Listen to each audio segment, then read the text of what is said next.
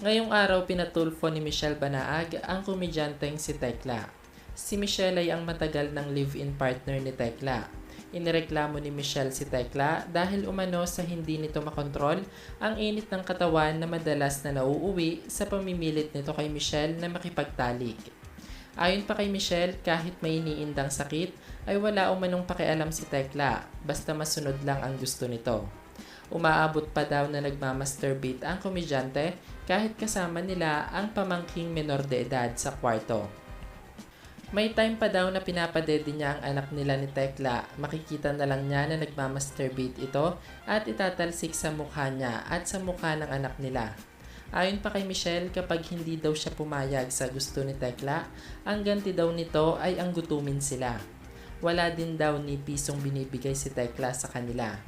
Nang ikonsulta nga ni Raffy Tulfo kay Atty. Garrett ang reklamo ni Michelle, mapapatawan daw umano si Tekla ng patong-patong na kaso na walang piyansa. Ilan nga dito ay ang sexual harassment, child abuse at marami pang iba. Samantala, gumawa naman ng paraan si Raffy Tulfo para marinig ang side ni Tekla. Ngunit ayon sa tinawagan nila, nasa taping daw umano ang komedyante. Dahil sa kinaharap ngayong patong-patong na reklamo ni Tekla mula sa live-in partner nito, posible umanong tanggalin na ito sa GMA Network kung saan siya nagtatrabaho. Ayon sa reliable source, hindi daw umano tinotolerate ng management ang mga talent na may mabibigat na issue, lalong-lalo na ang patong-patong na reklamo kay Tekla. Posible din daw na mawala ang lahat ng endorsement ni Tekla dahil sa issue.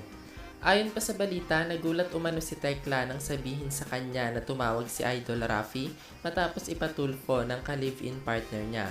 Handa namang dumulog si Tekla ngayong araw sa programa ni Raffy Tulfo para ibigay ang side niya nang sa gayon ay malinis ang pangalan niya at mabigyang linaw ang paratang ni Michelle.